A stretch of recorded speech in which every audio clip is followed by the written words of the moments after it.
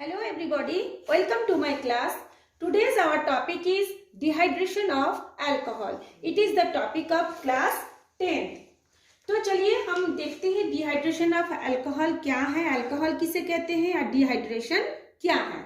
हम लोग जानते हैं कि OH, इसके हम लोग प्रीवियस क्लास में हमने आपको बताया था, जब कार्बनिक यानी कार्बनिक यौगिक में कार्बन के साथ OH क्रियात्मक समूह जुड़ा रहता है उसको हम बोलते हैं अल्कोहल, है ना। जैसे ROH, R का मतलब क्या है, रेडिकल यानी मूलक, है ना, R से रेडिकल होता है। ROH ये एक अल्कोहल है। जैसे हम लोग जानते हैं C2H5OH ये है एक एथिल अल्कोहल। इसी तरह से CH3OH वो होता है मेथिल अल्कोहल। यानी किसी भी R के साथ यानी मूलक के साथ यदि अल्किल मूलक के साथ यदि OH क्रियात्मक समूह जुड़ा रहता है उसको हम कहते हैं अल्कोहल। ठीक, अब अल्कोहल का डिहाइड्रेशन क्या है वो आज हम आपको बताते हैं। आपके एग्जाम में भी पूछा जाता है कि इसको डायरेक्ट पूछते हैं कि एथेनॉल को जब सांद्र H2SO4 अम्ल की उपस्थिति में गर्म करते हैं तो क्या बनता है। तो ये जो अल्कोहल है जिसको हम एथिल अल्कोहल भी कहते हैं, एथेनॉल भी कहते हैं, ये सब पहले से आप लोग प्रीवियस क्लास में पढ़ चुके हैं। तो ये है आपका एथेनॉल या एथिल अल्कोहल, दोनों सेम है। जब हम उसको कॉन्सेंट्रेट H2SO4 के साथ हीट करेंगे, यानी जैसे हम किसी चीज को गर्म करते हैं तो गर्म को अगर आप ना लिख के ऐसे ट्रायंगल का शेप दे देते हैं वो भी गर्म को ही दर्शाता है, यानी उसको ये संकेत होता है गर्म करने का, है ना। तो देखिए एथिल अल्कोहल का हमने एक पहले स्ट्रक्चर बनाया है। एथिल अल्कोहल का सूत्र क्या है, C2H5OH, यानी यहाँ पे देखिए दो कार्बन है C2, हाइड्रोजन है 5, 1 2 3 4 5 और एक तो है ये OH। तो ये देखिए ये OH है ना। तो फिर से मैं आपको रिपीट कर रही हूँ, अल्कोहल में OH क्रियात्मक समूह रहता है जो कि अल्किल ग्रुप यानी R के साथ जुड़ा रहता है ना। और उसको हम लोग क्या करते हैं, ऐसे संरचना बना करके लिख भी सकते हैं, जिसको हम लोग एल्केनॉल या एथेनॉल भी बोलते हैं। अब जब हम इसको कॉन्सेंट्रेट यानी सांद्र H2SO4 के साथ गर्म करते हैं तो क्या बनता है, इसमें से एक हाइड्रोजन और इस कार्बन का एक हाइड्रोक्सिल ग्रुप दोनों आपस में जुड़ करके एक पानी का अणु बनाता है। ठीक है, तो ये देखिए हमने पहले आपको बता दूं, ये देखिए पानी का अणु बन गया। अब पानी का अणु बनने के बाद जो बचा कुचा शेष रहेगा वही आपको संरचना लिख देना है। इसमें इतना रटने या घबराने की कोई जरूरत नहीं है। सीधा सीधा आप एथिल अल्कोहल की संरचना लिखिए। लिखने के बाद पानी के अणु ये जो H2O है उसको अलग कर दिए, जो बचा कुचा बचा हमने यहाँ पे लिख दिए। तो हमने क्या लिखा, ये C के साथ 2 हाइड्रोजन, ये C के साथ 2 हाइड्रोजन, फिर बीच में एक सिंगल बॉन्ड, इस C के साथ 2 हाइड्रोजन, इस C के साथ 2 हाइड्रोजन। लेकिन अब आपको ध्यान देना पड़ेगा, इसमें हम आपको पहले भी बताए हैं कार्बन की 4 संयोजकता होती है। तो जब आप इस संरचना को लिखेंगे सिर्फ आपको एक ही चीज ध्यान देना पड़ेगा, क्या ये दोनों जो कार्बन है उसकी 4 संयोजकता है, क्योंकि हमने अब पिछले कक्षा में पढ़ा है कि उसकी जो बाह्यतम कोश में किसी भी परमाणु का जो इलेक्ट्रॉनिक विन्यास में बाह्यतम कोश में जितना इलेक्ट्रॉन रहता है वही उसकी संयोजकता होती है। तो हमने देखा था कार्बन की संयोजकता 4 होती है। तो इसमें आप गिन के देखते हैं, देखिए इस कार्बन का 1, ये 2, ये 3, इस कार्बन का भी 1 2 3, दोनों कार्बन में ही 3 संयोजकता है, जबकि होना चाहिए 4। उस परिस्थिति में हम क्या करेंगे, यहाँ पे एक तो हम लोग डबल बॉन्ड होगा। ये डबल बॉन्ड कैसे बनता है आपको पता होगा कि अलग अलग परमाणु मिल करके, परमाणु के इलेक्ट्रॉन अलग अलग परमाणु के इलेक्ट्रॉन आपस में मिल करके क्या बनाते हैं, एक बॉन्ड का निर्माण करते हैं। तो कार्बन की जो 4 संयोजकता में से एक जो है 2 हाइड्रोजन के साथ जुड़ा है 2, और एक इस कार्बन के साथ जुड़ा है, उसके इस कार्बन के पास भी एक इलेक्ट्रॉन बचा था, इस कार्बन के पास भी एक इलेक्ट्रॉन बचा था। फिर दोनों इलेक्ट्रॉन आपस में मिल करके सहसंयोजक बॉन्ड ऐसे बना लिए हैं, है ना। तो यहाँ पे हमारा क्या बॉन्ड बन जाएगा, एथीन। इसको जैसे डबल बॉन्ड होता है हम उसको क्या बोलते हैं, एथीन। हमने आपको कल बताया था जब सिंगल बॉन्ड रहता है, जैसे यहाँ पे देखिए सिंगल बॉन्ड है, ये है एथेन या एथेनॉल, है ना। तो इसमें डबल बॉन्ड है, इसको हम बोलते हैं एथीन। ठीक, अब हम लोग इसमें जाते हैं। ये था आप लोगों का डिहाइड्रेशन ऑफ अल्कोहल। कभी कभी पूछेगा कि अल्कोहल में से सल्फ्यूरिक अम्ल की क्रिया करवाएंगे तो क्या बनेगा, उसका जवाब भी आपका यही है। और अगर डिहाइड्रेशन ऑफ अल्कोहल पढ़े यानी अल्कोहल का निर्जलीकरण, यानी उसमें से जल के अणु को कम कर देना, निर्जल कर देना, मतलब उसको खत्म कर देना, समाप्त कर देना, उसको हिंदी में कहते हैं निर्जलीकरण और इंग्लिश में कहते हैं डिहाइड्रेशन ऑफ अल्कोहल। तो इसमें आपका एथीन का निर्माण होता है। ठीक, अब आपका एक क्वेश्चन और भी आता है कि जब हम लोग शीरे में ईस्ट मिलाया जाए तो क्या होगा। जैसे शीरा, शीरा किसको बोलते हैं पहले आपको समझना होगा। शीरा किसको बोलते हैं, जैसे कि हम लोग गन्ने के रस में से जब हम लोग शक्कर यानी चीनी के क्रिस्टल को अलग कर लेते हैं, मतलब शक्कर के दाना को अलग कर लेते हैं, तो उसके नीचे गाढ़ा पीला रंग का एक चाशनी जैसा द्रव बचा रहता है। शक्कर के दाना को अलग करने के बाद उसको कहा जाता है शीरा या उसको मोलासेस भी कहते हैं। अब आपका सवाल है कि शीरे में ईस्ट मिलाया जाए तो क्या होगा, है ना। तो ये आपका घुमा के क्वेश्चन क्या है, आपको क्वेश्चन उसका ऐसे भी पूछ सकता था कि एथेनॉल का औद्योगिक उत्पादन क्या है उसको बताइए, लेकिन उसको ना पूछ के ये सीधा पूछ रहा है कि शीरे में ईस्ट मिलाने से क्या होगा। तो देखिए हम अब बताते हैं। सबसे पहले आपको तो शीरा क्या है वो बताना पड़ेगा, आप बता दिए। अब ईस्ट क्या होता है, ईस्ट एक प्रकार का कवक या फफूंद जिसको फंगस भी कहा जाता है ना। ईस्ट क्या होता है, एक प्रकार का कवक या फफूंद होता है जिसमें दो एंजाइम उपस्थित होता है। एक एंजाइम हो गया इनवर्टेज और दूसरा एंजाइम हो गया जाइमेज, है ना, इनवर्टेज और जाइमेज। अब इसको हमको ईस्ट को किस में मिलाने बोला है कि शीरे में। तो शीरे को सूत्र होता है, शीरे को हम लोग क्या कहते हैं, सुक्रोज। शीरे को कहा जाता है सुक्रोज। उसका फॉर्मूला है C12H22O11। ठीक है, C12H22O11। ठीक है, तो इस O11 में पहले हम लोग क्या करेंगे, थोड़ा सा पानी मिला करके उस जो चाशनी जैसा द्रव, ये जो द्रव मिला हमको, उसमें क्या करेंगे, पतला कर लेंगे उसको, है ना। चाशनी जैसा जो द्रव जिसको हम शीरा कहते हैं उसको पतला कर लेंगे। अब उसमें क्या मिलाएंगे, ईस्ट मिलाएंगे। ईस्ट में दो प्रकार के एंजाइम हैं, तो उन दोनों एंजाइम में से पहले इनवर्टेज एंजाइम, ये इसकी उपस्थिति में ये क्रिया संपन्न होती है और इसमें ये जो पानी के अणु है, ये पानी के अणु आपके इस सुक्रोज के साथ मिल जाता है। मिलके क्या बनाता है, ग्लूकोज और फ्रैक्टोज बनाता है। देखिए मैं आपको गिन के बता रही हूँ। सी कितना है यहाँ पे 12, हाइड्रोजन कितना है 22 यानी 22, और ये दो जुड़ गया तो कितना हो गया 24, और ऑक्सीजन यहाँ पे है 11 और ये एक जुड़ गया तो कितना हो गया 12 हो गया, है ना। अब इसमें देखिए ग्लूकोज में क्या है C6H12O6, C6H12O6, ये फ्रैक्टोज का और ग्लूकोज का दोनों को ही क्या संख्या योग, मतलब जो संख्या है कार्बन हाइड्रोजन और ऑक्सीजन की संख्या है दोनों में ही सेम है, यानी दोनों को यदि हम मिलाएंगे तो हाइड्रोजन कितना हो जाएगा 24, ये देखिए 22 प्लस 2 24, ऑक्सीजन कितना है 11 प्लस 1 12 यानी 6 प्लस 6 12, और कार्बन 12 था ये 6 प्लस 6 ये हो गया, यानी इन्वर्टेज एंजाइम की उपस्थिति में ये पानी इसके साथ जुड़ जाता है और ग्लूकोज और फ्रक्टोज का निर्माण करता है।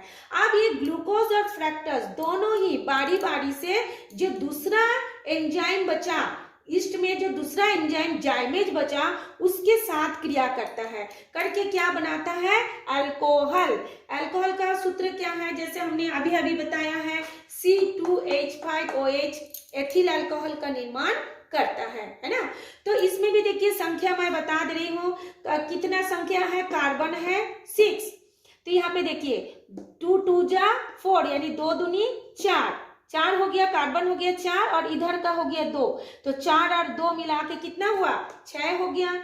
हाइड्रोजन कितना है 12, तो यहाँ पे देखिए ये 2 और हाइड्रोजन के बाद है 5, तो 5 दूनी 10 है ना, 10 और ये हाइड्रोजन के साथ 2, 10 दूनी 10 और धन 2 12 हो गया।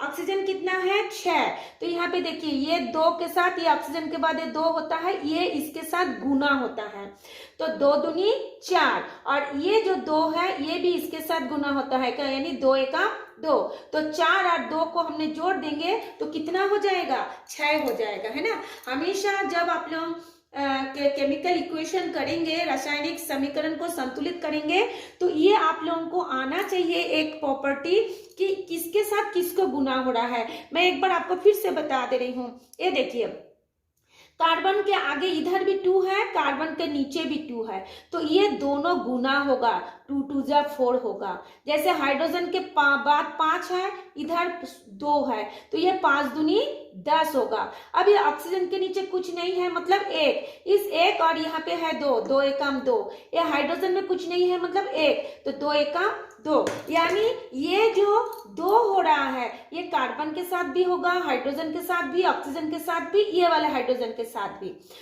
सबके साथ ये हो रहा है। लेकिन ये जो नीचे वाला अलग से जो कार्बन के नीचे हाइड्रोजन के नीचे दे रहा है उसके साथ ये संख्या फिर क्या हो जाएगा, गुना हो जाएगा, ये हमेशा देख लीजिएगा। जैसे यहाँ पे देखिए 2CO2, तो ये C कितना है 2 है ना, 2 के साथ ये गुना हो गया, लेकिन O के बाद नीचे देखिए 2 है, यानी ये वाला जो 2 है C के साथ भी होगा, ये वाला 2 ऑक्सीजन के साथ भी होगा, तो चूंकि ऑक्सीजन के बाद और 2 है तो 2 दूनी ये 4 हो गया।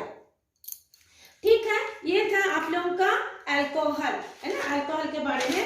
अब हम लोग अल्कोहल का कुछ उपयोग के बारे में जानेंगे कि अल्कोहल हम लोग कहाँ कहाँ उपयोग करते हैं। अक्सर आप लोग देखे होंगे कि अल्कोहल को लोग वाइन यानी जो मदिरा होता है, दारू होता है, उसी के लिए ही लोग बोलते हैं, पीने का काम आता है। लेकिन इसके अलावा भी अल्कोहल कई हमारे उपयोगी पदार्थ में काम आता है। जैसे कि देखिए हम लोग जब पेंट घर में पेंट करते हैं, वार्निश करते हैं लकड़ी पे, तो क्या करते हैं, ये अल्कोहल उसको विलायक के रूप में उसको घोलने के लिए किया जाता है अल्कोहल का उपयोग।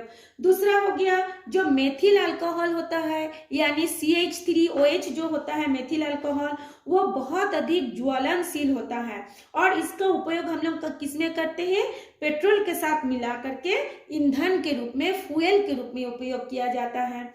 और अगर एथेनॉल यानी जो एथिल अल्कोहल जो बोलते हैं, जिसको हम लोग एथेनॉल और एथिल अल्कोहल बोलते हैं, एथेनॉल जो होता है मेथेनॉल की अपेक्षा यानी मेथिल अल्कोहल की अपेक्षा कम हानिकारक होता है, इसलिए इसका उपयोग किया करते हैं, पेट्रोल के साथ मिला देते हैं, है ना। और पेट्रोल के साथ मिलाने के बाद इसमें क्या करते हैं, स्पिरिट लैंप में भी इस एथेनॉल का उपयोग किया जाता है। और दूसरा हो गया कि एथेनॉल का हिमांक और गलनांक -114 डिग्री सेल्सियस होता है। हिमांक मतलब जब वो जम जाता है, गलनांक मतलब जब वो क्या होता है, गलने लगता है ना। तो इसका उपयोग कम ताप वाले थर्मोमीटर में किया जाता है, ठीक। और जब कम ताप वाले थर्मोमीटर में जब हम इसका प्रयोग करते हैं तो उस थर्मोमीटर चूंकि कांच का बना होता है तो उसको देखने के लिए कोई भी इसमें एक रंग, लाल रंग मिला देते हैं ताकि हम लोग उसको बाहर से पढ़ सकें। और इसके अलावा अल्कोहल, ग्लाइकॉल और ग्लिसरॉल भी एक प्रकार का अल्कोहल है जो कि साबुन बनाने में, दवा बनाने में, कार के रेडिएटर में और ठंडा रखने के लिए, कार के रेडिएटर में एंटी फ्रीजर के रूप में यानी उसको ठंडा रखने के लिए उपयोग किया जाता है। और इसके अलावा जब आप लोग हॉस्पिटलों में डॉक्टर लोग ऑपरेशन वगैरह करते हैं तो देखेंगे जितने भी टूल्स रहते हैं जैसे कि सीजर, कैंची, क्या बोलते हैं, चाकू, नाइफ, जो भी होता है उसको भी स्टेरिलाइजिंग एजेंट के रूप में एथेनॉल का उपयोग किया जाता है। तो बहुत सारे उपयोग है, हम लोग खाली उसको मद के रूप में या दारू के रूप में ही जानते हैं और लोग तो उसको शौक के लिए पीते हैं, लेकिन ये हमारे जीवन में बहुत ही ज्यादा उपयोग है इस अल्कोहल का, ठीक है। तो चलिए अब हम लोग नेक्स्ट पॉइंट पे जाते हैं, एल्केनोइक अम्ल। तो एल्केनोइक अम्ल क्या है, हम लोग जानते हैं यदि किसी एल्केन के साथ COOH ग्रुप जुड़ा रहता है उसको कहा जाता है एल्केनोइक अम्ल। जैसे ये एल्केनोइक अम्ल यदि हाइड्रोजन के साथ, देखिए इसको मैं लिखी हूँ एल्केनोइक, यदि वो हाइड्रोजन के साथ जुड़ता है, जैसे H+ में लिखी हूँ, देखिए यदि वो हाइड्रोजन के साथ जुड़ता है तो उसको हम लोग बोलते हैं फॉर्मिक अम्ल या फॉर्मिक एसिड बोलेंगे, है ना। और यदि वो एल्किल ग्रुप के साथ जुड़ता है यानी CH3, C2H5, C3H8 इसके साथ जब वो जुड़ता है तब हम लोग उसको बोलते हैं एल्केनोइक अम्ल, ठीक। यानी एथेनोइक अम्ल, प्रोपेनोइक अम्ल, ब्यूटेनोइक अम्ल, ठीक है। तो ये जब हाइड्रोजन के साथ ये COOH जुड़ा तो फॉर्मिक अम्ल बनते हैं। तो फॉर्मिक अम्लों को आप लोगों का क्वेश्चन में आता है, फॉर्मिक अम्लों का IUPAC में क्या नाम है ना। तो IUPAC में इसको कहा जाता है मेथेनोइक अम्ल। इसमें देखिए ये जो एल्केन में ई आता है ना, ई को हटा करके ओइक शब्द को जुड़ा जाता है, OIC। ये एल्केन यानी मेथेन, लास्ट में क्या आ रहा है ई, तो ई को हटा करके ओइक शब्द को जुड़ा जाता है। तो ये जो फॉर्मिक एसिड है उसका IUPAC में नाम होता है मेथेनोइक एसिड। अब आप लोग सोचेंगे कि मेथेनोइक एसिड को हम रट तो लिए लेकिन समझना भी जरूरी है कि कैसे होता है मेथेनोइक एसिड। तो चलिए हम आपको बताते हैं कि मेथेनोइक एसिड मेथेन से कैसे ओइक ग्रुप यानी कार्बोक्सिलिक ग्रुप जुड़ करके मेथेनोइक अम्ल बनाता है। ये जो COOH है इसको कहा जाता है कार्बोक्सिलिक ग्रुप। तो ये देखिए हमने लिखा मेथेन का संरचना आप सबको जानते हैं, एक कार्बन के साथ 4 हाइड्रोजन है। इसमें ये वाले जो जुड़ेगा ये कार्बोक्सिलिक ग्रुप जुड़ेगा, जुड़ने के बाद देखिए इसमें से क्या होगा, ये H और C ये तीनों क्या होता है, ये चारों, ये जो CH3 ये अलग हो जाता है और ये हाइड्रोजन आके इसके साथ जुड़ जाता है। तो देखिए ये हाइड्रोजन आके इसके साथ जुड़ गया, ठीक है। अब इस कार्बन की संयोजकता कितनी होगी, ये जो COOH को ना, COOH को हम लोग ऐसे भी लिख सकते हैं, जैसे यहाँ पे एक तरफ C के एक तरफ OH लिख दीजिए और ये जो एक ऑक्सीजन बचेगा ये डबल बॉन्ड करके यहाँ पे हो जाएगा। ऐसे भी होता है, इसको हम लोग आपको सिखाए थे, फंक्शनल ग्रुप में हम आपको बताए थे, ऐसे भी जुड़ा जाता है। तो ये देखिए कार्बन की संयोजकता 1 2 ये 3 ये 4, ये 4 हो गया। तो मेथेन से ये जो CH3 ग्रुप जुड़ गया उसको कहा जाता है मूलक, क्योंकि वो अपने में से एक इलेक्ट्रॉन को त्याग दिया है इसलिए हमने यहाँ पे देखिए प्लस चार्ज लिख दिए, क्योंकि उसमें से एक इलेक्ट्रॉन वो दे दिए, तो ये मूलक बन गया। इसी तरह से होता है आपका मेथेनोइक अम्ल। ये आप लोग समझ लेंगे तो आपको ये रटने की आवश्यकता नहीं पड़ेगी, अपने आप आपको दिमाग में आ जाएगा। मेथेन से मेथेनोइक अम्ल बनता है जिसका IUPAC में नाम है मेथेनोइक अम्ल और सामान्य नाम है फॉर्मिक एसिड, जो कि चींटी जब हम लोगों को काटता है उसके लार में यही एसिड पाया जाता है जिसके कारण हमारे शरीर में जलन होता है। चलिए अब हम लोग देखते हैं जब वो एथेन के साथ एथेन यानी C2H6 उसको बोलते हैं एथेन, है ना। उसको हम लोग डायरेक्ट C2H6 भी लिख सकते हैं या उसको तोड़ करके CH3 भी लिख सकते हैं। अब ये CH3 के साथ जब ये कार्बोक्सिलिक ग्रुप जुड़ता है तब हमारा क्या होता है, यहाँ पे देखिए एक एल्किल ग्रुप निकल जाएगा और ये CH3 COOH के साथ जुड़ जाएगा। तो देखिए ये CH3 जो है COOH के साथ जुड़ गया है ना, और ये एल्किल ग्रुप अलग हो गया क्योंकि उसमें से एक इलेक्ट्रॉन दे दिया इसलिए यहाँ पे ये पॉजिटिव चार्ज हो गया। यानी इसको हम बोलते हैं एसिटिक एसिड, यानी सिरका जो आप दुकान से खरीदते हैं ना, विनीगर या सिरका, उसी को कहा जाता है एसिटिक एसिड, जो कि एथेन से बनता है, एथेन के साथ कार्बोक्सिलिक अम्ल जुड़ करके बनता है। अब ये सवाल होता है ये जो एथेनोइक है ना, ये जो एसिटिक एसिड है, एसिटिक एसिड जिसका सूत्र ये हमने लिखा, ये देखिए हमने लिखा है, जब ये एसिटिक एसिड एथिल अल्कोहल के साथ क्रिया करता है तो एथिल अल्कोहल का सूत्र क्या है, हमने उल्टा करके लिखा है C2H5OH, है ना, हमने उल्टा लिखा है। आप डायरेक्ट भी लिख सकते हो, हमने उल्टा इसलिए लिखा है आपको समझाना है, और आप अगर ऐसे उल्टा भी लिखोगे तो भी वो 100% सही है। तो देखिए यहाँ पे C2H5OH का OH और CH3COOH का H दोनों मिला करके एक पानी बना लेता है ना। पानी के अणु यहाँ पे आप लिख दीजिए प्लस H2O बना लिया। और क्या बचा, देखिए जो बचा कुचा है आप लिख दीजिए CH3COOC2H5। देखिए CH3COOC2H5। तो जब एक मतलब दो एल्किल ग्रुप जुड़ा रहेगा, इस साइड से एक और इस साइड से एक, उसको हम बोलते हैं ईस्टर। क्या बोलते हैं? ईस्टर बोलते हैं, है ना। या फिर इसको हम बोल सकते हैं एथिल एसीटेट। एथिल एसीटेट भी बोल सकते हैं, ईस्टर भी बोल सकते हैं। तो चलिए अब हम लोग देखते हैं औद्योगिक तौर पर ये जो एथेनोइक अम्ल, जिसको हम लोग ये जो एथेनोइक अम्ल बना है ना, जिसको हम सिरका बोले, है ना, सिरका बोले, विनीगर बोले, इसके जो एथेनोइक अम्ल है वो कैसे निर्माण होता है। इसके लिए आपको ज्यादा दिमाग लगाने की जरूरत नहीं, सीधा आप एक लकड़ी का ये पात्र ले लीजिए। ये देखिए मैंने लिखा है लकड़ी का पात्र। इसके नीचे में थोड़े से नीचे छोटे छोटे छेद कर देते हैं ताकि उसमें से हवा घुस सके, है ना। और उसमें कुछ लकड़ी का छीलन ले लेते हैं। जैसे लकड़ी छीलते हैं तो थोड़ा थोड़ा पतला पतला छीलन निकलता है, वो छीलन ले लीजिए। और ऊपर में देखिए जगह छोड़िए, वहां पे क्या मिलाते हैं 10% C2H5OH ऊपर से धीरे धीरे उसमें डालते हैं, है ना। और इसमें क्या होता है, इस बर्तन में थोड़ी सी मात्रा में इसमें क्या मिला दिया जाता है, अमोनियम सल्फेट मिलाया जाता है। अमोनियम सल्फेट जो होता है जीवाणुओं को बढ़ने से रोकता है ना। अब जब इसमें हम लोग 10% C2H5OH डालते हैं, उसमें क्या होता है, किण्वन की प्रक्रिया के फलस्वरूप पात्र के सबसे निचले हिस्से में एथेनोइक अम्ल यहाँ पे प्राप्त होता है ना।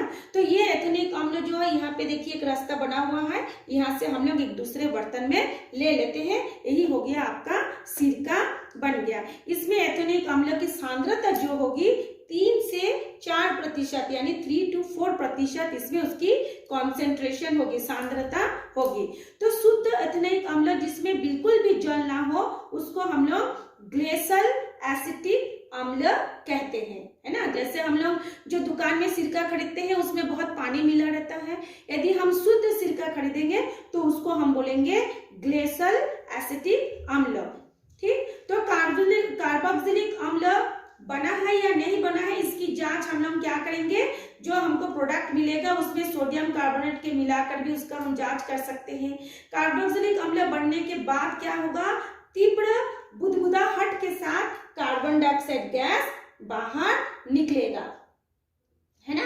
कार्बन डाइऑक्साइड गैस तीव्र बाहर निकलेगा तो हम लोग ये समझ जाएंगे कि हमारा ये एथेनिक अम्ल का निर्माण हो गया है। ये देखिए, है ना, ये कार्बन डाइऑक्साइड जो गैस है वो ऊपर की तरफ मैंने निशान लगाया है, यानी जल्दी से वो क्या हो जाएगा, बाहर निकलेगा बुदबुदाहट के साथ, तो एथेनिक अम्ल हमारा बन जाएगा।